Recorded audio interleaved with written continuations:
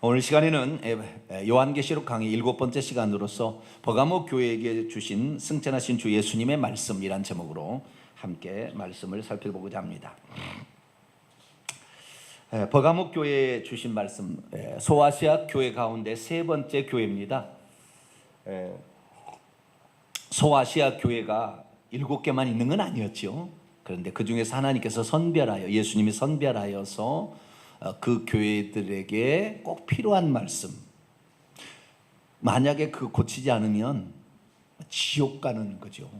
그래서 이거 고쳐야 된다라는 거 가르치시고요, 또 잘하고 있는 것은 잘하고 있다, 끝까지 그거 붙들어라, 격려하시기 위해서, 책망과 경고를 위해서 예수님께서 7교회를 샘플로 취하셔가지고 그 교회를 향하여 편지를 써보내기를 원하셨죠. 그래서 사도 요한이 예수님의 말씀을 듣고 7교회에게 편지를 써보냅니다. 이것이 요한계시록 2장과 3장의 말씀이죠.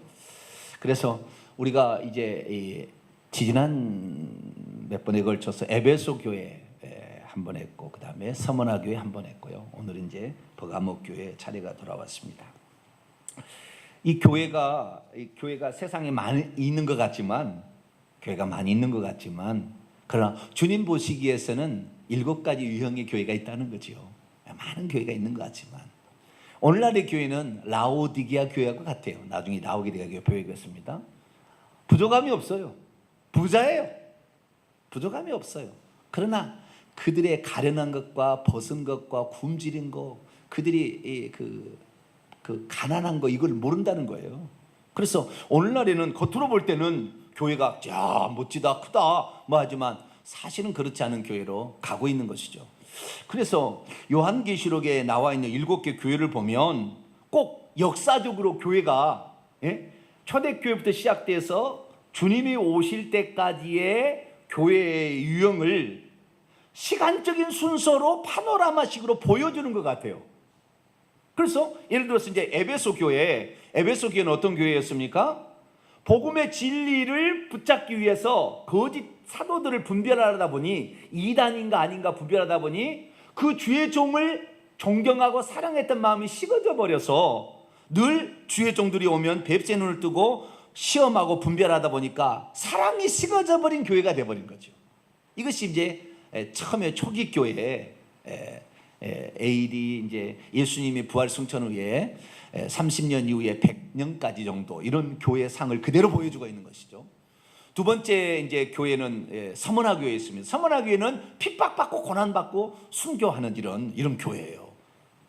이거 서머나 교회. 이 서머나 교회는 이제 이 요한계시록에 쓰일 당시가 로마의 황제 가운데 가장 잔인하게 이 기독교인들을 핍박하는 황제가 있는데 10명의 황제가 있습니다. 10명의 황제가. 그 중에 첫 번째 황제가 네로 황제, 두 번째 황제가 도미시안 황제인데, 지금 도미시안 황제가 81년, AD 81년에서 96년까지 통치했는데 95년, 6년에 지금 쓰고 있어요. 그래서 그때 그 핍박받는, 그래서 본격적으로 기독교인을 핍박하는 것은 도미시안 황제입니다.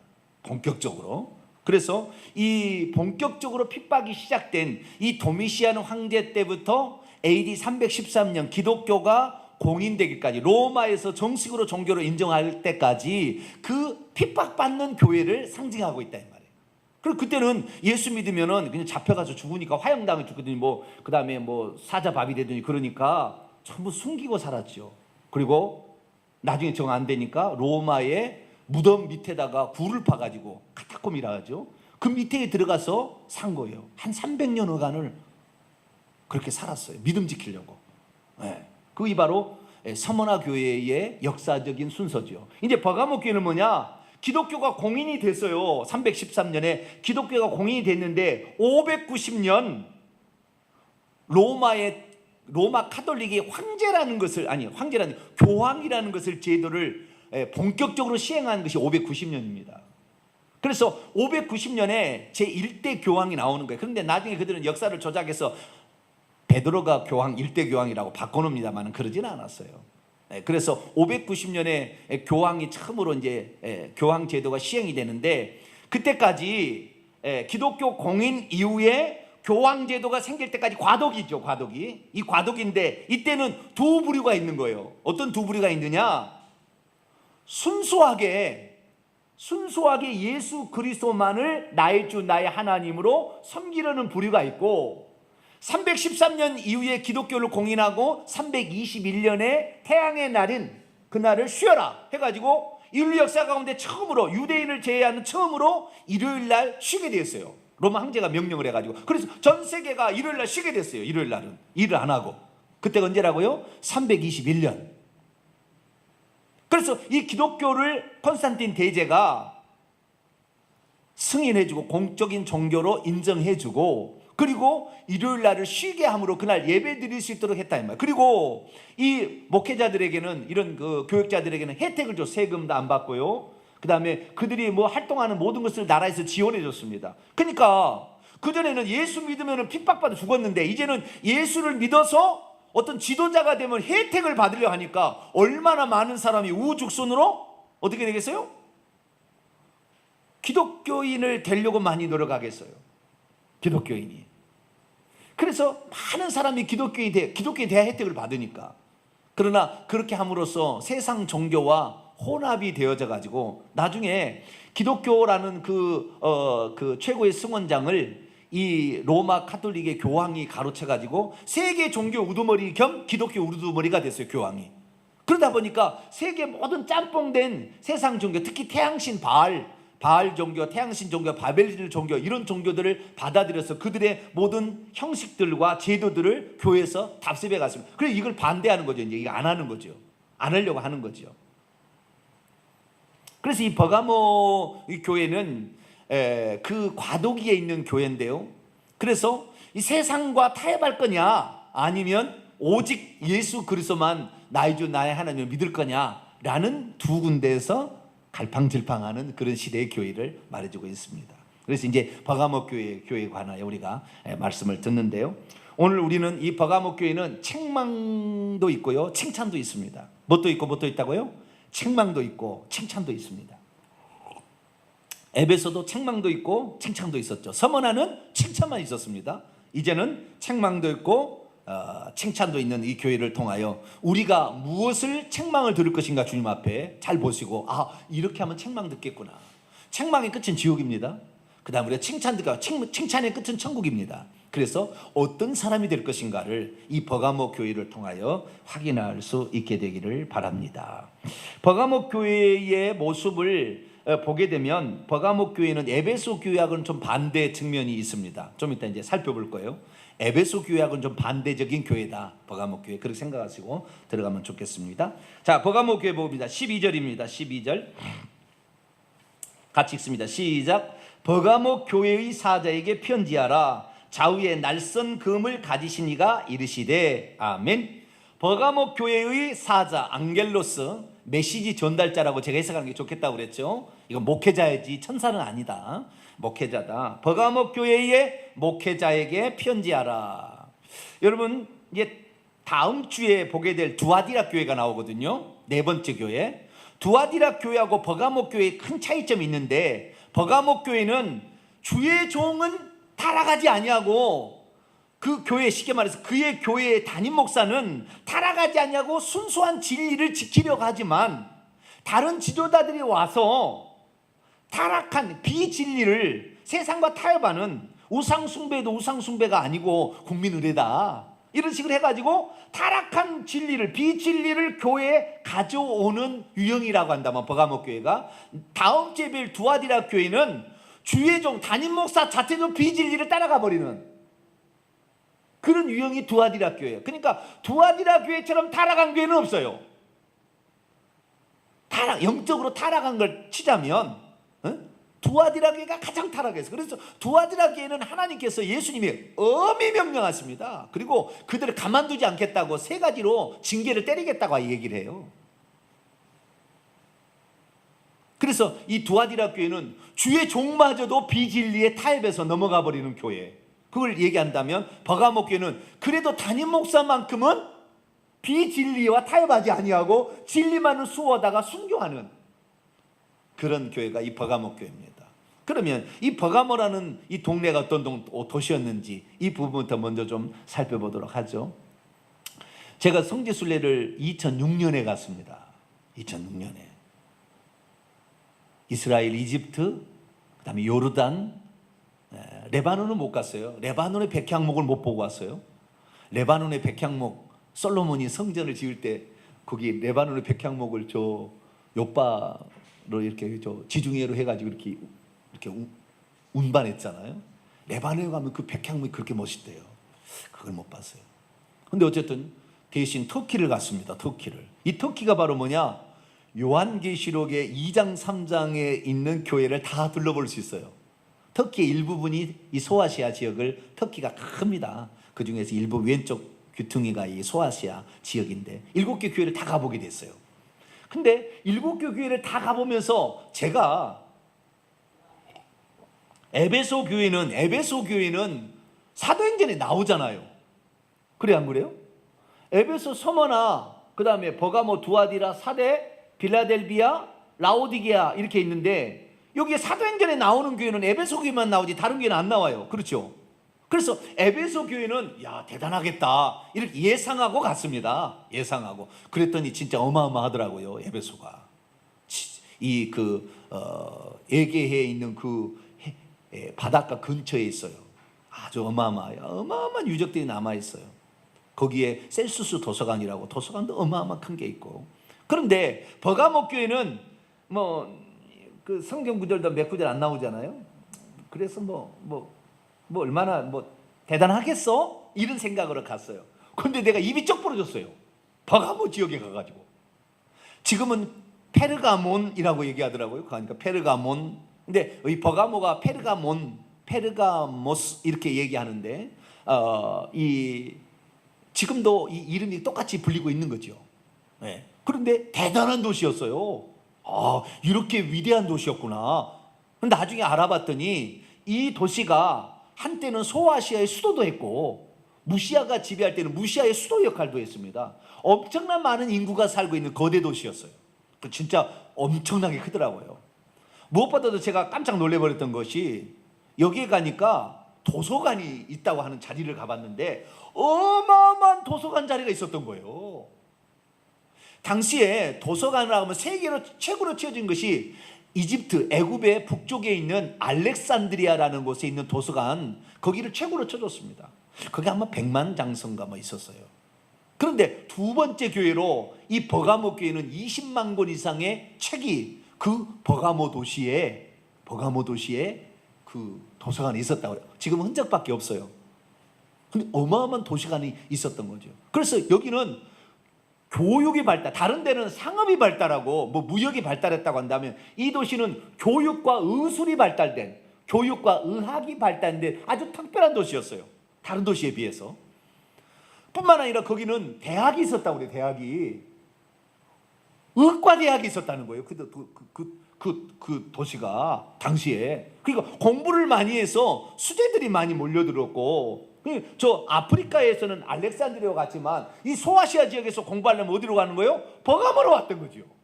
의술도 배우고 대학 공부도 하고. 그래서 이 버가모를 가니까 이 버가모에 지금도 이 뱀신을, 그러니까 의학의 서적을 보게 되면은 이 뱀 두 마리가 이렇게 꼬아가지고 이렇게 있는 그런 모양의 그런 것이 의대에 가면 거기가 다 있습니다. 뱀 두 마리가 이렇게 꼬아가지고 이렇게 꼬아서 머리를 착 들고 있는 이런 표시가 의대 가면 다 있어요. 의대 가면은. 그런데 저는 그게 뱀이 왜 그렇게 의학과 관련이 있는가? 희한하게 생각했는데 그때 의술을 공부했고 그 다음에 그때 당시에 그 통행했던 통행로가 지금도 남아 있어요. 가니까. 나 놀랬습니다. 페르가몬 가서 아주 놀랬어요. 그래서 그때 당시에 의학에 관한 엄청난 대학이 거기에 있었고 의술이 발달했는데, 그러니까 뱀신을 의학의 신으로 섬긴 겁니다. 쉽게 말해서 뱀신을.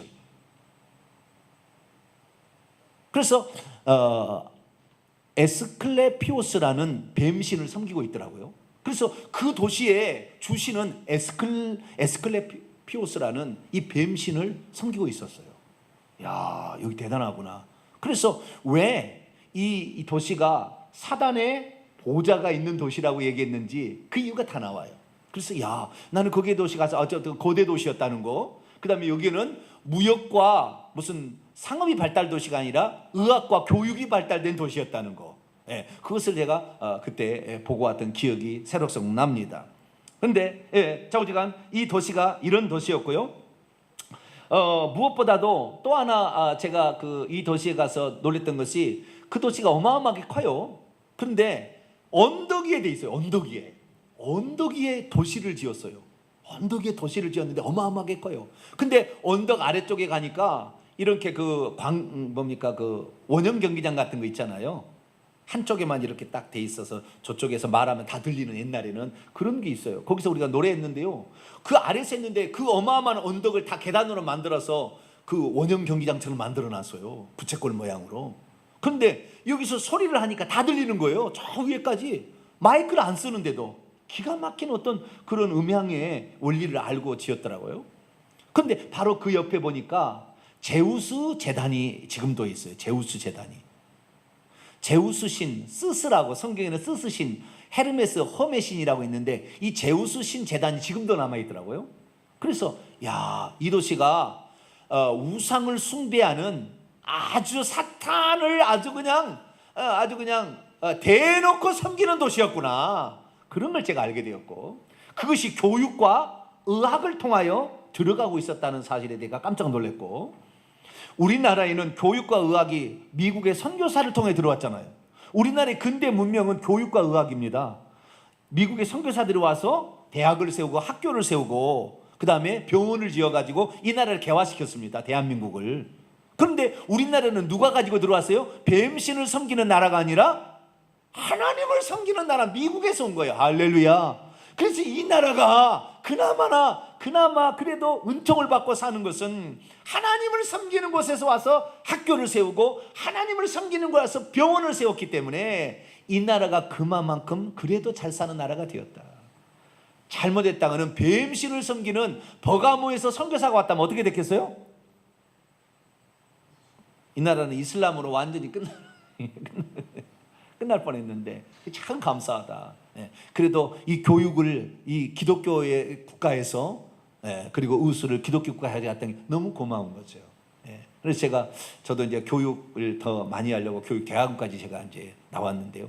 미국까지 가서 제가 그들의 그 신앙 이런 것을 봤을 때 참 놀랐습니다. 그 신앙을 지키는 오리지널 신앙인은 대단합니다. 미국에. 특히 남부 지역에 가니까요. 이야, 그들의 신앙이 수백 년 되는 그 교회가 가봤는데요. 야, 그 믿음을 지키고자 하는 그 열망이 대단하더라고요. 야, 역시 미국의 저력은 저렇게 몇 대를 걸쳐서 하나님 신앙하는, 그 다음에 선교사를 위해서 자신의 모든 일생을 바치는 가문들의 이야기를 들어볼 때 가슴이 뭉클해요. 야, 이런 나라가 우리나라를 도와줬구나. 참 고마운 나라다. 모든 게 다 고마운 건 아니지만 그래도 참 고마운 나라다. 그런 생각을 하게 되었습니다. 버가모 도시. 그래서 이 버가모 도시가 우상 숭배나 이런 것이 아주 강한 도시였다라는 사실을 우리가 확인할 수가 있죠. 그런데 그 교회의 목회자에게 편지를 한테 뭐라고 편지를 하냐면은 그때 발신자, 그러니까 보내는 사람을 누구라 하냐면 좌우에 날선 검을 가지신 이라고 표현하고 있습니다. 이건 누구를 가리키는 거죠? 예수님입니다. 1장을 볼까요? 요한계시 1장 13절부터 16절까지 한번 읽어볼까요? 시작.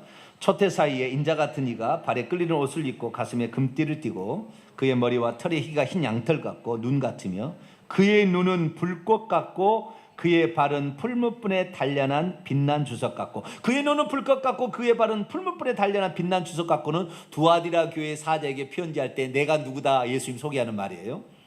그 다음에 그의 음성은 많은 물소리 같으며, 그 다음 그의 오른손에 7 별이 있고, 7 별이 있는 교회가 어느 교회 있다고 소개하고 있죠? 에베소 교회 있었죠. 에베소 교회. 에베소 교회만 아니죠. 하나의 교회가 더 있습니다. 그 다음에 그의 입에서 좌우에 날선 검이 나오고, 그러니까 예수님의 입에서 검이 나왔다는 거예요. 자, 예수님의 입에서 검이 나왔다는 것은 예수님의 입에서 뭐이 나오는 겁니까? 실제적으로? 침이 나오나요? 예수님의 입에서 뭐이 나오는 거예요? 말이 나오는 거죠. 말이. 아시겠죠? 그러니까 예수님의 말씀이 검이 됩니다. 이 검은 두 가지 기능이 있죠. 네. 하나는 죽이는 기능이 있습니다. 검은 사람의 목을 베거나 심장을 찔러서 죽이는 거죠. 죽이는 기능이. 또 하나는 뭐냐면 검으로 살리기도 합니다.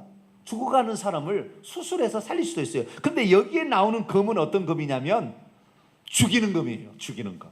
이 검은 전쟁에서 사용하는 죽이는 검을 말하는 겁니다. 그래서 입에서 나오는 주의 말씀이 두 가지 기능이 있죠. 사람의 영혼을 살리기도 하고 사람의 영혼을 죽이기도 합니다. 심판하는 기능도 있는데 여기서 나오는 것은 책망하기 위해서 사용하는 검이에요. 그러니까 심판하는 검이요, 죽이는 검입니다. 그런데 어떤 검이에요? 좌우에 앞뒤가 검이 보면 칼을 보게 되면 우리가 도마에 쓰는 칼은 어떤 칼은 큰 칼을 보면은 한쪽은 그냥 이렇게 돼 있고 반대쪽만 이렇게 칼로 돼 있죠. 양쪽이 다 칼이 안 돼 있고 위쪽은 그냥 무딘 것이고 아래쪽에만 이렇게 칼날이 있는 게 있잖아요. 이것은 한쪽 날만 있는 칼입니다. 이거 부엌에서 쓰는 것은 대부분 한쪽 날만 있는 칼을 쓰는 거죠. 이것은 음식을 요리할 때 쓰는 것이지만 사람을 죽일 때 그걸 찔르려면 들어가겠어요? 안 들어가겠어요? 안 찔러봐서 모르겠죠.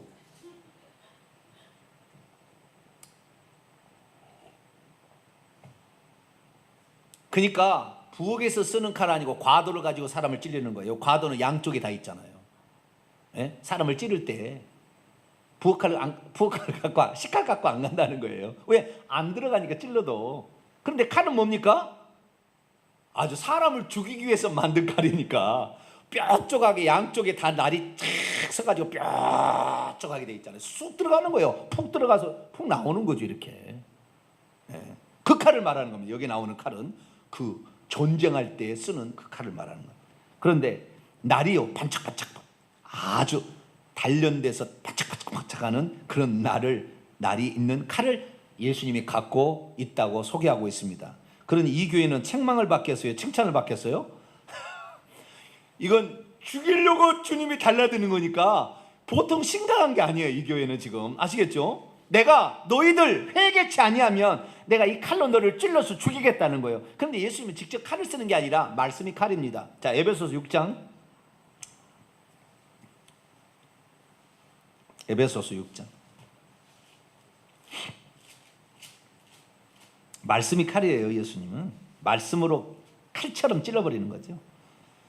17절입니다. 에베소서 6장 17절 같이 읽어보죠. 시작.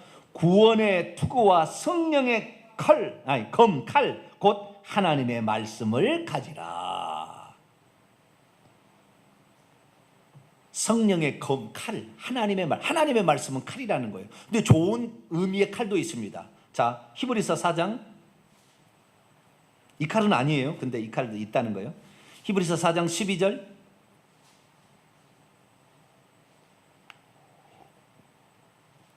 히브리서 4장 12절 시작. 하나님의 말씀은 살아있고 활력이 있어 좌우에 날선 어떤 검보다도 예리하여 혼과 영과 및 관절과 골수를 찔러 쪼개기까지 하며 또 마음의 생각과 뜻을 판단하나니. 이건 사람을 살리기 위한 거죠. 이런 칼도 있어요. 그런데 오늘 우리가 예수님이 들고 나타나는 칼은 뭐요? 심판하는 칼입니다. 죽이는 칼이에요. 무서운 겁니다. 지금 무섭게 달라들고 있는 겁니다. 그 칼을 가지신 이가 말씀하는데 큰 책망이 있겠죠. 그렇죠? 책망이 있고 책망이 있을 거 예상됩니다. 만약에 이거 말을 안 들으면 어떻게 되겠어요? 자, 16절. 자, 나중에 결론부터 얘기합니다. 시작. 그러므로 회개하라. 그리하지 아니하면 내가 내게 속히 가서 내 입의 검으로 그들과 싸우리라. 그렇잖아요. 어떻게 하지 아니하면? 회개치 아니하면. 회개하면 다 용서가 됩니다. 심판의 칼이 수술용 칼로 바뀌어서 우리의 영혼을 살립니다. 할렐루야. 수술용 칼을, 예수님의 칼이 수술용 칼이 되길 축원합니다. 죽이는 칼이 하려면 어떻게 해야 돼요? 회개하라. 동사 명령법 과거 형태입니다. 이건 뭐예요? 단번에 그 잘못을 고치지 않으면 너는 죽는다 이거잖아요. 죽는다. 너를 죽이겠다는 거잖아요. 16절을 제가 원문으로 번역해 보도록 할게요. 단호하게 회개하라. 만일 그리하지 아니하면 내가 너에게 지금 속히 간다. 그리고 내 입의 칼로 그들과 함께 싸울 것이다. 싸워서 죽이겠다는 거잖아요. 네, 싸워서 죽이겠다는 거죠. 그 예수님 입에서 나오는 그 칼은 말씀을 가리키는 겁니다. 말씀을. 자, 요한계시록 19장을 볼까요?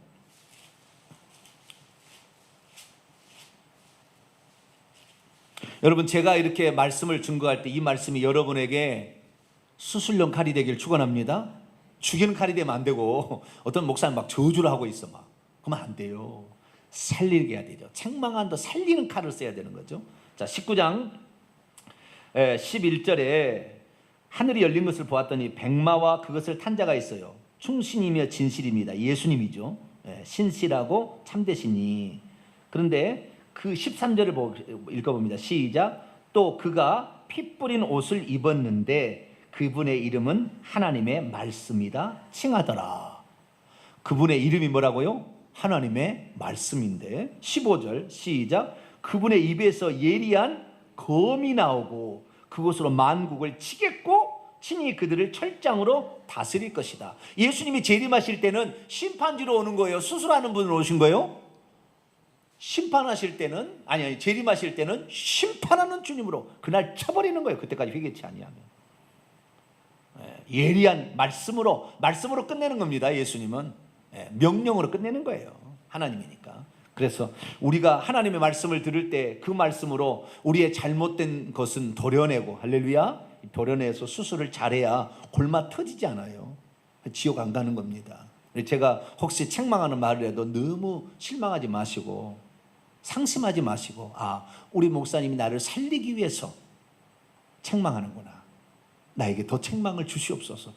여러분, 이 세상에 살 때 누가 여러분을 책망합니까? 아무도 책망할 사람 없어요. 남편도 책망 못해요. 나중에 어때요? 헤어져 그러면 남편이 벌벌벌 기어요. 책망할 사람이 없어요. 아무도 책망할 사람 없어요. 어느 누가 책망해요? 회사에 가서 돈 받으려고 어쩔 수 없이 복종하는 거 이외에는, 그러니까 책망할 사람이 없어요. 성경 말씀을 통하여 우리의 영혼을 책망을 받아야 우리가 살아납니다. 할렐루야. 그래서 책망을 달게 받아야 돼요. 감사합니다. 책망해 주셔서 내 영혼이 살고 있습니다. 그렇게 돼야 되는 거죠. 자, 날선 검을 가진 이가 책망하는 건데 뭘 책망했을까요? 책망하기 전에 칭찬을 먼저 합니다. 13절입니다. 먼저 칭찬하는 걸 들어볼까요? 시작. 내가 어디에 사는지를 내가 아노니 거기는 사탄의 권자가 있는 데라. 내가 내 이름을 굳게 잡아서 내 충성된 증인 안디바가 너희 가운데 곧 사탄이 사는 곳에서 죽임을 당할 때에도 나를 믿는 믿음을 저버리지 아니하였도다. 사탄의 권자, 권세 있는 자리다, 그렇게 표현했는데 잘못된 번역입니다. 하나님께 권자라고 쓰지 왜 사탄은 그냥 자리예요. 자리. 사탄의 보좌, 스론, 사탄의 보좌, 그냥 자리입니다. 그런데 권자라고 왜 권세 있는 자리라고 번역했는지, 중국어 성경에 나왔는지 모르겠어요. 잘못된 번역이. 그리고 사탄을 높일 필요 없잖아요. 사탄의 보좌가 있는 데라. 자, 버가모 교회가 어떤 지역에 교회가 세워졌다고요? 사탄의 보좌가 있는 데다 교회가 세워졌대요. 그리고 충성된 증인 안디바가 있는데 안디바가 죽임을 당해 순교했다는 거 아니에요. 믿음 지키다가 뭘 지키다가 내 이름을 굳게 잡고 예수 이름을 굳게 잡고 있다가 주님을 믿는 믿음을 끝까지 부인하지 않다가 죽임을 당한다리다. 그 자리가. 그러니까 이 버가모 교회의 사자가 안디바인데 이 안디바는 주의 종은 끝까지 믿음을 진리를 지킨 거예요. 파수한 거예요. 그런데 반대쪽의 사람이 바알람의 교훈과 니골라당의 교훈을 지금으로 타협을 해버렸어요. 다른 쪽의 지도자들이 와가지고 그걸 따라가는 거예요. 성도들이. 이 교회는 그래도 지도자만큼은 썩지 않았죠. 그런 교회가 바로 버가모 교회고 그 교회의 지도자입니다. 자, 사단의 권자가 있다는 건 뭡니까? 그 버가모 도시가 에스클레피우스라는 그 뱀신을 주신으로 섬기고 있는 도시였고, 제우스 신만 섬기는 게 아니었어요. 그 도시 가면은요, 옛날에는 아테네 여신도 그 자리에 신전이 있습니다. 자리가 아테네 여신도 숭배하고 있었고요. 디오니소스라는 신도 숭배하고 있었어요. 뿐만이 아닙니다. 아우구스투스라는 황제의 신전을 만들어 놓고 거기에 향불을 피우고 절을 하고 이렇게 하고 있었고요. 나중에는 트라이안 황제까지 이렇게 숭배했습니다. 그러니까 이 도시는 완전히 우상 숭배로 쩌들은 도시라고 할까요? 사탄이 아예 장악해버린 도시라고 할까요? 그래서 이 우상 숭배와 황제 숭배, 살아있는 인간을 숭배하는 그런 도시였습니다. 그렇기 때문에 주님께서 뭐라고 평가했다고요? 사단의 보좌가 있는 곳이다. 그 다음에 사단의 보좌가 있고요. 사단이 사는 곳이다. 이 살다란 말은 거주하다는 말입니다. 사단이 아예 거주해서 살고 있다. 여러분, 우상 숭배하면은 사단이 장악하고 있는 겁니다. 여러분 죽어도 절대 우상 숭배하지 말도록. 나 죽어도 절대 예배하지 마라. 죽은 자에게 예배하면은 바로 귀신이 점령합니다. 우상 숭배예요. 절대 예배하지 마라. 미리 얘기해 놓았어요. 미리. 위험한 겁니다. 아주 무서운 거예요. 사단이 아예 장악하는 거예요. 그 집안을 장악하는 거예요. 몰랐죠, 우리는. 몰랐죠. 그러니까 우리가요, 지금의 세대 있잖아요. 지금의 세대는 부모는 예수 안 믿고 우리가 믿어서 부모를 전도하는 세대거든요. 그렇죠? 그런데 우리가 몰랐어요. 우리 세대가 뭘 몰랐냐면, 부모가 죽으면은 추대배 장례배 안 드려야 되는데 그걸 몰랐어요. 추대배 장례배가 우상숭배인지 몰랐어요. 성경에 단 한 번이라도 죽은 자를 위해서 예배 드렸다면 예배 드려야 되겠죠. 성경에 단 한 번이 없어요. 주님께서는 죽은 자는 죽은 자에게 장사하고 너는 나를 따르라. 그건 중요하지 않다는 거예요. 그래서 우리가 안 했어야 되는데, 핍박을 면해보기 위해서 집사님 이무영이라는 집사님이 그 핍박을 면해보기 위해서 추도예배를 만들어낸 거예요. 그래가지고 그것이 교회에 정착이 돼가지고 지금은 제도화 돼가지고 아예 예식에 나와 있어요. 예식에. 추도예배, 장례예배. 딱 돌아가시면 임종예배, 그 다음에 입관예배, 그 다음에 발인예배, 그 다음에 하관예배. 하관예배로 요즘은 화장예배로 바뀌었습니다만은 이 네 가지 예배를 기본으로, 그 다음에 또 가면 위로예배, 이런 식으로 죽은 자를 놓고 계속 예배를 드리는 거예요. 그러니까 지금 보세요. 잘 보세요. 우리 세대는 우리가 예수 믿고 부모를 전도했단 말이죠. 그럼 내 자식을 낳았어요. 그런데 부모가 돌아가시니까 추대배 장례배를 드린 거예요. 열심히 드렸죠. 그걸로 전도해 본다고 열심히 했는데 결국에 결론은 뭡니까? 우리 자녀들이 예수를 안 믿잖아요. 우리 자녀들이 믿음이 없잖아요. 저주가 임하잖아요. 지금 한국교회 젊은이들과 그 아이들이 텅텅 비어가서 교회 학교가 없어진 교회가 한둘이 아니에요. 없어졌어요. 없어져가고 있어요. 우리가 잘못한 게 있었다는 거예요. 고쳐야 되는 거예요. 그럼 검으로 찔러버린다고 했잖아요, 주님이. 다음 주에 내가 심각하게 얘기할 겁니다. 이 부분에 관하여. 우상숭배에 관한 이야기를. 몰랐어요. 우리는 잘 몰랐어요. 근데 안디바는 성경대로, 예수의 말씀대로 그대로 우리가 믿자, 이렇게 진리를 따라간 거죠. 그러니까 어떻게 해요? 황제 숭배 안 하잖아요. 우상 숭배 안 하잖아요. 그러니까 어때요? 1년에 한 번 이 황제 숭배를 했던 데는 황제 신상 앞에 가서 향을 피워야 됩니다. 그 다음에 거기서 나와주는 술이 있어요. 술을 마시고 술이 취하면 음란의 행위를 신전 창기하고 합니다. 그래서 그걸 유지시키는 거예요. 그래서 공식적으로 법적으로 허용을 한 겁니다. 그러니 우리가 음행할 수 있습니까? 우상 숭배할 수 있습니까? 초대교회가 사도행전 15장에 이방인들이 죽게 돌아온 자는 네 가지는 하지 말아야 될 것을 정의하는데, 우상의 제물을 먹지 말게 할 것, 음행을 멀리하게 할 것, 이거 했잖아요. 그러니까 이 네 가지 중에서 두 가지가 아주 심각한 거였어요. 그런데 그것을 어떻게 해요? 이 안디바는 안 된다, 이건 우상 숭배다, 안 된다고 했더니 결국 어떻게 해요?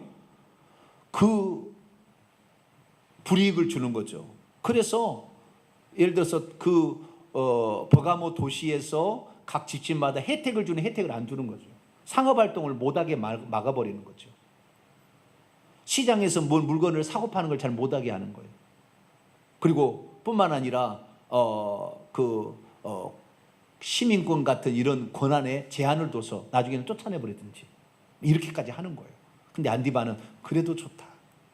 우리는 예수 이외에 신은 없다. 예수님만 하나님이다. 할렐루야. 그 믿음을 지켰다는 거예요. 결국에 그래서 죽어가면서까지 그 믿음을 지킨 이런 안디바가 있었다는 것입니다. 그래서 주님께서 내가 어디서 사는지를 내가 알아왔다. 완료입니다. 내가 알고 있다. 이미 알고 있다. 그런 어려운 가운데서 너희가 믿음을 지키고 있구나라고 책망을 해주고 있습니다. 이 안디바는 전승에 의하면 이 버가모 교회의 목회자였고, 그리고 나중에 회유를 했는데 안 됐어요. 그래서 나중에 화형시켜 죽였다는 설도 있고, 노새에다가 불을 담궈서 거기다가 태워서 죽였다. 지져가지고 이렇게 그런 이야기도 있습니다. 어쨌든 안디바는 끝까지 믿음을 지켰습니다. 여러분들은 그렇게 잘 안 죽으니까 너무 염려하지 마세요. 내가 이런 얘기하면 늘 내가 죽나? 주의 종이나 죽지. 잘 안 죽어요. 여러분 잘 안 죽으니까 너무 그렇게 염려하지 않으셔도 됩니다. 자, 14절. 그래서 이 칭찬을 해줬는데 책망할 게 있다는 거예요. 읽습니다. 시작. 그러나 내게 두어 가지 책망할 것이 있나니 거기 내게 발람의 교훈을 지키는 자들이 있도다. 발람이 발락을 가르쳐 이스라엘 자손 앞에 걸림돌을 놓아 우상의 제물을 먹게 하였고 또 행음하게 하였느냐. 15절. 이와 같이 내게도 니골라당의 교훈을 지키는 자들이 있도다. 발람의 교훈이나 니골라당의 교훈은 비슷한 거라는 거예요. 이와 같이. 자, 니골라당의 교훈을 절대, 가르침입니다. 디다케 가르침인데, 니골라당의 가르침을 절대 안 따라간 교회가 어디예요? 에베소 교회. 에베소 교회. 에베소 교회는 니골라당 행위를 미워했죠. 나도 미워한다 그랬잖아요. 그래서 니골라당은 뭐예요? 영지주의 계열의 이단인데, 내가 영적으로 예수 그리스도를 믿어서 구원을 받아버렸으면 육체적으로 죄를 지어도 죄가 아니다. 우상숭배해도 우상숭배 안 되고, 뭐 우상이 있느냐 없으니까 우리 하나님만 믿으니까 우상숭배 행위나 있을 뿐이지 우상숭배 아니고, 내가 음행을 저지르도 그것이 나의 영적인 영향, 구원의 영향을 안 미치니까 음행에도 관계없다라고 가르친 거에 누구예요? 니골라당이죠. 그러나요? 자, 예수 믿으면 추도 예배 드려도 괜찮나요? 예수 믿어도 우상 숭배하면 다 그냥 괜찮다요? 그냥 용서가 자동으로 되나요? 지옥 갑니다. 예수 믿어도 우상 숭배하면 지옥 가는 거예요. 저는 너무 칼빈주의에 속아가지고 예수 믿으면은 만시지는 선택해서 내가 예수 믿고, 그 다음에 예수 믿으면 모든 죄가 다 용서되기 때문에 우상 숭배도 다 용서된 줄 알았어요. 아니에요. 그렇지 않아요. 자신의 죄를 회개하지 않는데 어떻게 죄가 용서됩니까? 예수님의 피는 모든 죄를 용서해 줄 만한 효능을 갖추고 있으나 회개치 아니하면 효과가 없는 것입니다. 그래서 이 발람의 교훈, 니골라당의 교훈을 그들 교회의 일부가 지켜오는 자들이 있어요. 왜? 그런 자들이 와가지고 가르쳐 줬거든. 그래서 그 가르침을 그대로 따라간, 주의 종은 아닌데 저 뒤에서는 아예 목사님 그거 아닙니다. 그리고는 그 교훈을 따라가는 거예요. 그럼 발람의 교훈이 뭐냐? 이 버가모 교회의 가장 큰 책망은 발람의 가르침을 지키는 자들이 있었다는 거예요. 그것은 니골라당의 교훈과 비슷한 거였어요.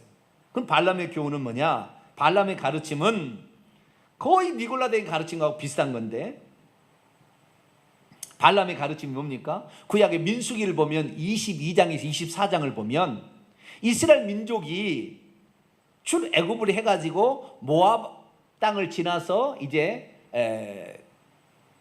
적각구린 가나안 땅에 들어갈 때였는데, 모압 왕 발락이라는 사람이 유프라데 강 부돌이라는 곳에서 유명한 이방 선지자 하나가 있었어요. 발람이라는 선지자가 있었는데, 발람을 초청해가지고 이스라엘 민족을 저주하기를 원했어요. 그래서 몇 사람을 보냈는데 하나님이 막아버렸어요. 못하게 막았어요. 근데 돈을 막 엄청나게 싸들고 뇌물을 엄청나게 가지고 가니까 발람 선지자가 하나님은 가지 말라고 그랬는데 직접적으로 개입한 거예요. 이방 선자에게 가지 말라고 그랬는데 속으로는 뭐예요? 갈 마음이 너무 많아. 왜? 돈을 많이 주니까. 돈에 안 넘어갈 사람 있나요? 네? 돈에 약해 사람들이. 돈을 많이 주려고 하니까 축복하고 아니 저주를 하고 싶어는 하는데 하나님이 이놈 그러고 막는 거죠. 그런데 하도 가려고 하는 마음이 있으니까 그러면 가서 저주하지 말고 축복하고 와라 그런 거예요. 이스라엘 민족을.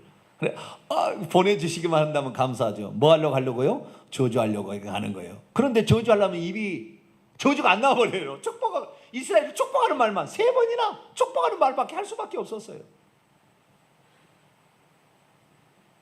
어쩔 수 없이 하나님이 입을 꽉 물어가지고 못하게 하는데 어떻게 할 거예요? 그래서 이스라엘 민족을 축복하니까 발락이라는 왕이 모압 왕이 그럴 수가 있어 당신. 근데 뭐라고요? 주님의 하신 말씀을 내가 안 할 수가 없어요. 나는 선지자인데. 그렇게 한 거예요. 그래가지고 어쩔 수 없이 그럼 저리 가. 그래가지고 가려고 하는데 이 발람이라는 선지자가 미안하잖아요. 발락 왕한테 저주하러 왔다가 돈은 받았지 저주를 못하고 축복만 하고 이스라엘이 축복만 하고 가니 미안하니까 속으로 와서 이렇게 뒤로 오라고 그랬어요. 왕이요, 이스라엘 민족을 저주해서 될 것 같지 않고요, 저들을 한 방에 넘어뜨릴 수 있는 방법이 있습니다. 그건 뭐냐면 예쁜 여자들을 허리가 찰록한 그래 옷을 딱 달라붙은 옷을 입고 예쁜 여자들을 춤을 추게 하세요. 어느 때? 모압 신을 그모스 신을 숭배할 때 춤을 추고 노래를 부르세요. 그럼 이스라엘 민족이 쳐다보다가 남자들이 뿅 가가지고 뭔가 보자 구경하러 왔다가 그때에 음식을 먹이세요. 우상 숭배한 우상의 그 제물 그물에 그모스 신에 이렇게 하는 것을 술과 이런 그 음식을 먹이세요. 그러면 취할 거 아닙니까? 그러면 그때 여자가 들어가서 음행을 저지르세요. 그러면 하나님이 가만두지 않을 겁니다. 누가 가르쳐 줬어요? 발람 선지자가 발락 모압 왕한테 귀뜸으로 가르쳐 주고 간 거예요. 왜? 미안하니까. 주의 종을 타락시키는 2가지 방법이 있어요. 돈에 넘어가든지 음란에 넘어가든지. 결국에 이스라엘 민족이 어떻게 됐느냐? 진짜 그 장면을 모압 왕이 했거든요. 민수기 25장에 나와요. 그랬더니 이스라엘 민족이 아니나 다를까 젊은이도 구경하러 왔다가 진짜 음행까지 저지르고 말아버렸어요. 하나님이 얼마나 화가 났는지. 우상 숭배하지 마라, 간음하지 마라. 1계명이 간음하지 말라. 1계명이 아니라 우상 숭배하지 말라. 7계명이 간음하지 말라 그러잖아요. 그랬는데 그걸 안 지켜버린 거예요. 하나님이 얼마나 화가 났는지 당장 연병을 보냈어요. 그래서 그 한 날 24,000명이 연병으로 쓰러졌어요. 전염병으로 그냥 확 맞고 쓰러진 거예요. 비느하스가 나와가지고 우상 숭배하고 우상의 재물을 먹고 간음하는데 가만두지 않겠다. 비느하스 제사장이 나와가지고 그 중에서 고수비아 하는 그 사람을 배를 찔러 죽여요. 음행하는 현장에 들어가서 두 사람을 배를 찔러 죽여버려요. 그래가지고 하나님께서 그 연병을 그치게 되고 너를 영원히 제사장 만들겠다 이렇게 얘기를 하는 그런 약속이 나와요. 그게 뭐냐? 발람의 가르침이 뭐냐? 우리는 하나님을 믿는 사람인데 우상을 숭배한다고 우리가 우상을 진짜 숭배하긴 가짜지. 우리가 우상의 제물을 먹는다 그게 내 육체에 효과를 미치겠어요? 그러다가 망가지는 거예요. 마찬가지예요. 자, 일제시대에 우리가 있었습니다. 신사참배. 우리가 하나님을 믿는데 우상이 어디 있어요? 그러니까 그런 거 한다고 해서 그런 것은 잘못이 아닙니다. 우리의 마음은 항상 하나님을 믿는데 내가 지금 우상을 숭배한다고 해서 그 우상 숭배가 되겠습니까? 그따위 하지 말라는 거예요. 그 교훈이 뭐냐? 우리는 속으로는 믿으니까 겉으로는 어떻게 해도 상관없습니다. 이런 가르침들이에요. 아시겠죠? 우리는 예수 믿는데 추대배 장례 드린다고 그것이 우상 숭배겠어요? 괜찮아요. 그런 거예요. 결국에 이스라엘 민족이 그걸로 말미암아 타락하게 되었고, 분명히 하나님이 우상 숭배는 죄다. 음행은 죄다라고 하는데도 죄가 아니다라고 가르치는 선지자가 와서 가르친 거예요. 그래서 그것을 따라가는 사람이 지키는 자들이 있다는 거예요. 왜 그럴까요? 그렇게 하지 않으면 버가모 도시의 혜택을 받지 못하니까, 시민권을 혜택을 받지 못하니까, 밥도 못 먹으니까 적당히 타협하는 안을 가르쳐 준 거예요. 얼마나 감사하겠어요. 그걸 우리는 기다렸습니다. 그리고 따라가는 거 아니에요. 한국교회 일제시대에 97%가 다 우상숭배했어요. 다 신사참배 다 했습니다. 저는 그 시대에 태어나지 않았기 때문에 잘 모르겠어요.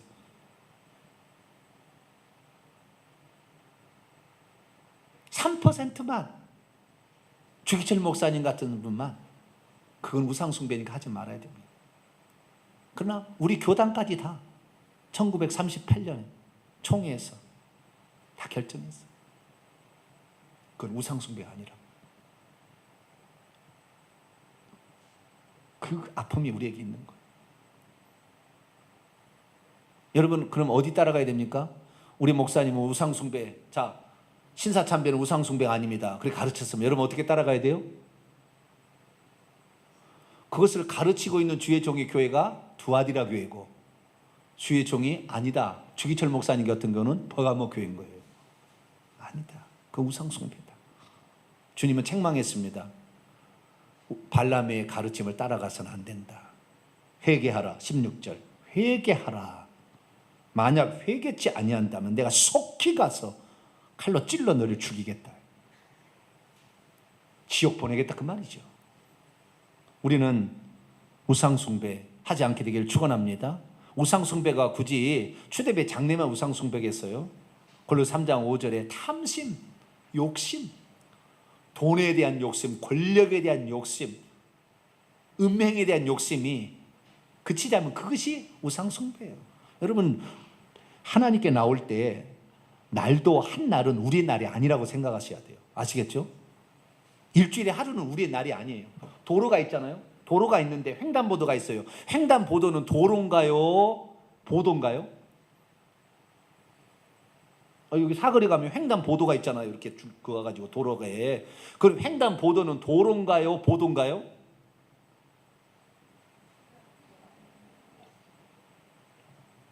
모르시네.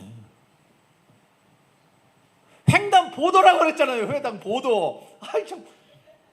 법이 그거예요. 법이. 그건 도로가 아니라 뭐예요? 보도인 거예요. 보도. 거기서 난 사고는 모든 것은 다 차량 운전사가 다 잘못이에요. 설령 내가 신호에 가도 와서 보도에 지나가는 날 치면은 내가 잘못이 있다니까요. 그건 보도니까. 그러니까 일주일에 하루는 뭐요? 하나님의 날이지 내 날이 아니에요. 아시겠죠? 그런 생각을 하셔야 돼요. 물질도 11조 드리는 거 이런 거 있잖아요. 하나님께 우선적으로 드려야 될 거 내 것이 아니라 이 말이에요. 그렇게 생각하셔야 돼요. 그렇게 우리가 지켜나가야 되는 거예요. 네? 주의 종이 뭐라고 얘기하면은 아멘, 내가 먼저 하겠습니다. 봉사하자, 뭘 하려고 아멘, 내가 먼저 하겠습니다. 이렇게 나가야 돼요. 그래야만이 여러분들이 하나님의 나라에 들어가서도 상을 받고 이 땅에서 심는 대로 받으니까 여러분들이 주의 종과 교회에 대해서, 주의 종이 하나님 말은 아닙니다 사실은. 그런데 이것이 여러분의 복을 받게 하는 거예요. 이 땅에서 천국에서도 복을 받지만 그런 것들을 이 성경의 구약의 율법이 그렇잖아요. 그 이 땅의 축복이잖아요. 땅을 기업으로 얻고 자손의 번성 축복, 이건 구약의 축복이잖아요. 신약의 영적인 하나님 자녀가 되는 복이고, 근데 구약의 축복과 신약의 복은 같이 복이에요. 그러니까 우리가 같이 복을 가야 되는데 저는 너무 영적인 복을 너무 많이 주니까 육적인 복에 대해서 주일날 헌금하는 것도 소리 한 사람이 너무 많고요. 주일 성수 안 하는 게 너무 많아요. 일반 교회가 그러는 거예요. 근데 나는 그걸 강조를 않다 보니까, 강조하지 않는다 할지라도 여러분은 일부러 들이밀고 막 하셔야 돼요. 할렐루야. 그래야 여러분이 삶 속에서 복을 받아야 불신자를 전도할 수 있어요. 봐라, 이렇게 하나님이 역사하지 않느냐, 이 그런 거예요. 그러니까 여러분들 이것을 지혜롭게 잘 이걸 감당할 수 있게 되길 바랍니다. 그래서 우리가 그렇구나 우리가 우상숭배 말로는 괜찮다 이렇게 하지만 그것이 실제적 우상숭배구나, 그렇게 하고 우상숭배에 안 잡게 되기를 바랍니다. 자, 이제 마지막입니다. 약속, 축복입니다. 끝까지 그러면은 안디바처럼 진리를 파수하고 그걸 지키고 끝까지 믿음을 저버리지 아니하고 예수만이 하나님, 예수만이 나의 주님. 이거 빌라델비아 교회는 유대인들이 여호와만 하나님이지 예수가 하나님이라고 죽여버리잖아요. 근데 나중에 빌라델비아 교회는 그게 나오는 것이고, 그러나 여기서는 그건 나오지 않습니다. 그러나 예수를 믿는 믿음, 그분만이 하나님이라는 믿음을 안디바는 끝까지 붙들었다는 거예요. 우리는 그것을 붙들게 되길 바랍니다. 그러면 그렇게 이기는 자는 17절에 어떤 약속이 있을 겁니까? 자, 17절 읽습니다. 시작. 귀 있는 자는 성령이 교회들에게 하시는 말씀을 들을지어다. 이기는 그에게는 내가 감추었던 만나를 주고 또 흰 돌을 줄 터인데 그 돌 위에 새 이름을 기록한 것이 있나니 받는 자밖에는 그 이름을 알 사람이 없느니라. 두 가지 축복을 약속하고 있어요. 하나는 뭐요? 감추었던 만나. 이 감추어진 채 있는 완료 수동태입니다. 감추어진 채 있는 만나를 주게 될 것이다. 그 다음에 흰 돌을 주게 될 것이다. 두 가지 약속. 근데 흰 돌 위에는 새 이름이 기록되어 있었죠. 그 이름은 그것을 받고 있는 자, 현재입니다. 현재 분사요. 지금 받고 있는 자 외에는 알 사람이 없대요. 네. 여러분 제가 요 17절을 원문을 제가 한번 직역할 보니까 한번 들어보세요. 귀를 현재 가지고 있는 자는 단호하게 들어라. 성령이 지금 무슨 말씀을 교회들에게 하고 있는지를 현재 이기고 있는 자, 내가 그에게 이미 감추어진 채 있는 만나로부터 단번에 먹도록 줄 것이다. 그리고 흰 돌을 줄 것이다. 그리고 그 돌 위에는 이미 기록되어진 채 있는 새 이름이 있다. 그 이름은 현재 받고 있는 자에는 아는 사람이 없다. 이렇게 돼 있어요. 자, 그러면 감추어진 채 분사, 아니 완료 수동태, 감추어진 채 있는 만나를 준다는 말이 무슨 말이고, 이기는 자에게 그 끝까지 믿음을 지키는 거죠. 주의 이름을 배반하지 않는 거죠. 우상 숭배하지 않는 거죠. 타협하지 않는 겁니다. 이런 자들에게는 두 가지 축복이 있는 거죠. 하나는 감추어진 채 있는 만나를 먹게 할 것이고, 그 다음에 두 번째는 흰 돌을 주게 될 것이라는 것입니다. 자, 감추어진 채 있는 만나를 준다는 거 왜 그러겠어요? 믿음 지키고 이렇게 하면은 시장에서 매매가 잘 안 되니까 먹을 것이 없는 거예요. 먹을 것이 제대로. 그러니까 천국에서 보상을 뭘로 하는 거예요? 만나, 너만 먹을 수 있는 그 이스라엘 민족이 광야에 있을 때 하늘로부터 내려오는 양식을 너에게 주겠다. 얼마나 양식이 없으면, 지금 안디바가 얼마나 못 먹었으면 그런 얘기 하겠어요. 여러분, 이 땅에서 우리가요, 뭘 주의 믿음을 지키고 말씀을 지켜서 얻지 못한 게 있으면 천국에서 다 줍니다. 다 줘요.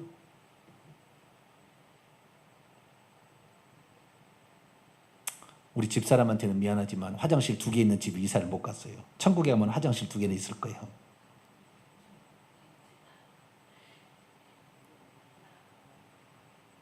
천국에 다 돼요. 근데 저는 맞아요. 저는 그렇게 하지만 저희 집사람은 일반 평신도잖아요. 집사람한테는 미안해요. 목회자 저를 만나서 어쩔 수 없죠.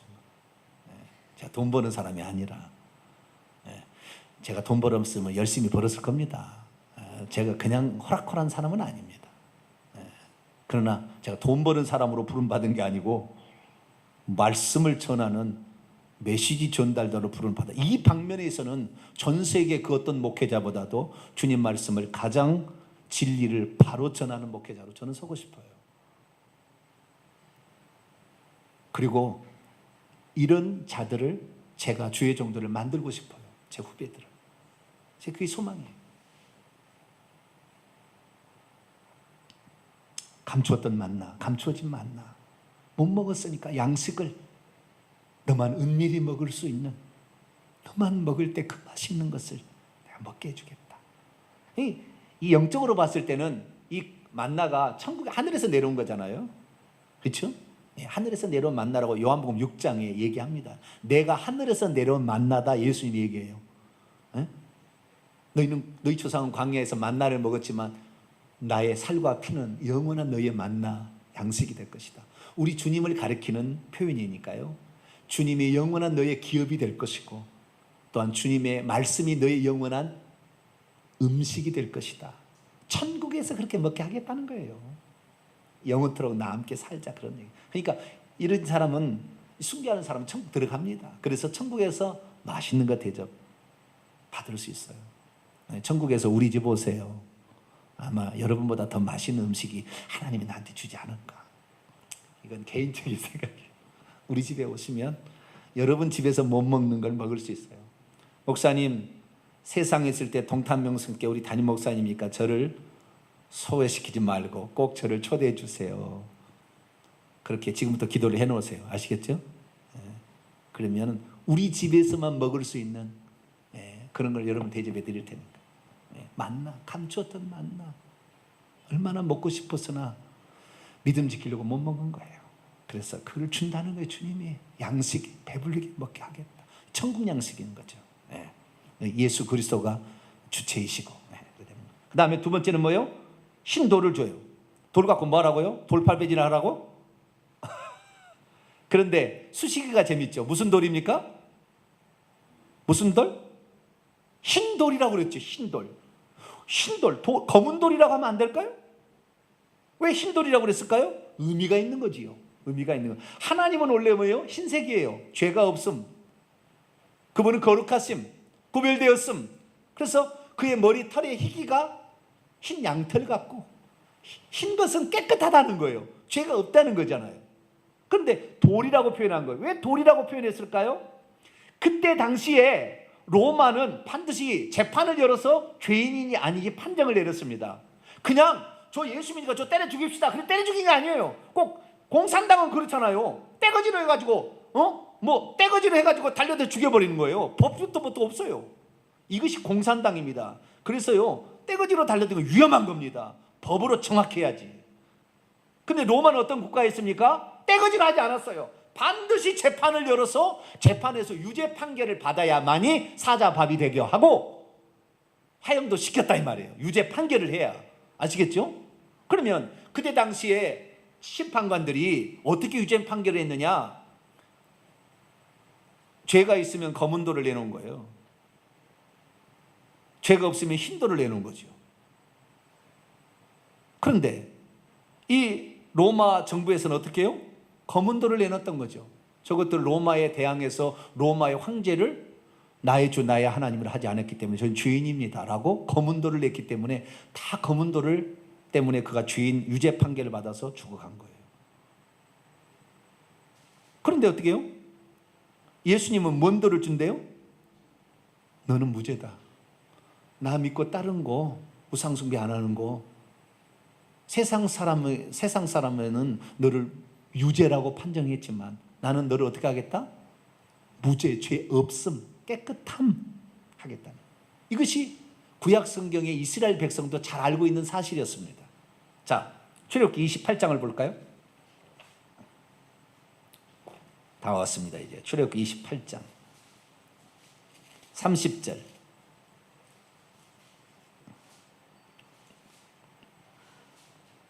(29절) 30절 읽습니다. 시작. 아론이 성소에 들어갈 때는 이스라엘 아들들의 이름을 기록한 이 판결 흉패를 가슴에 붙여 여호와 앞에 영원한 기념을 삼을 것이니라. 너는 우림과 둠밈을 판결 흉패 안에 넣어 아론이 여호와 앞에 들어갈 때 그의 가슴에 붙이게 하라. 아론은 여호와 앞에서 이스라엘 자손의 흉패를 항상 그의 가슴에 붙일지니라. 아멘. 대제사장이 지성소에 들어갈 때는 판결 흉패라고 대제사장의 에봇에다가 앞에다가 판결 흉패가 있어요. 그 판결 흉패가 뭐냐면 12개의 보석을 각 지파당 하나씩 해서 12가지 홍보석, 녹보석 무슨 보석 해가지고 홍만호 무슨 녹만호 이렇게 해가지고 자수정 문들수 이렇게 12개 보석이 있거든요. 지파를 상징하는 그 보석이 있는데 이게 흉패가 있는데 이 흉패 안에다가 이 흉패를 판결 흉패라고 했는데 안에다가 우림과 둠밈을 집어넣으래요. 뭘 집어넣으라고요? 우림과 둠밈을 집어넣으라 하겠다. 우림과 둠밈 뭐 하려고 쓰는 거냐? 자, 민수기 27장을 볼까요? 민수기 27장 21절.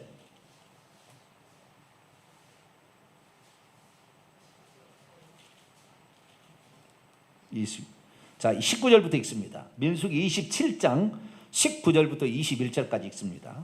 민수기 27장 19절 21절 시작. 그를 제사장 엘르아살과 온 회중 앞에 세우고 그들의 목전에서 그에게 위탁하여 내 존귀를 그에게 돌려 이스라엘 자손의 온 회중을 그에게 복종하게 하라. 그는 제사장 엘르아살 앞에 설 것이요 엘르아살은 그를 위하여 우림의 판결로서 여호와 앞에 물을 것이며 그와 그 온 이스라엘 자손 곧 온 회중은 엘르아살의 말을 따라 나가며 들어올 것이라. 아멘. 우림의 판결이 뭐예요? 우림과 둠밈이 있는 거예요. 판결 흉패 대제사장만 가지고 엘르아살만 가지고 있는 거죠. 그 안에 있는데 이렇게 해야 될지 저렇게 해야 될지 하나님께 물을 때에 하나님이 엘르아살에게 이렇게 해라. 그럼 얼마나 좋겠어요. 근데 하나님 음성이 들려요 안 들려요? 안 들려요. 모세에게만 나타났지 안 나타나요. 그러면 하나님께 기도를 하고 하나님 이렇게 할까요 저렇게 할까요? 그러면 이렇게 할까요? 물어보고 우림과 둠밈을 손을 넣어가지고 딱 빼서 우림이 나오면은 그렇게 하는 것이고 둠밈이 나오면 그렇게 하지 않는 거예요. 그런데 그 우림과 둠밈이 우림은 흰 돌이고 둠밈은 검은 돌이에요.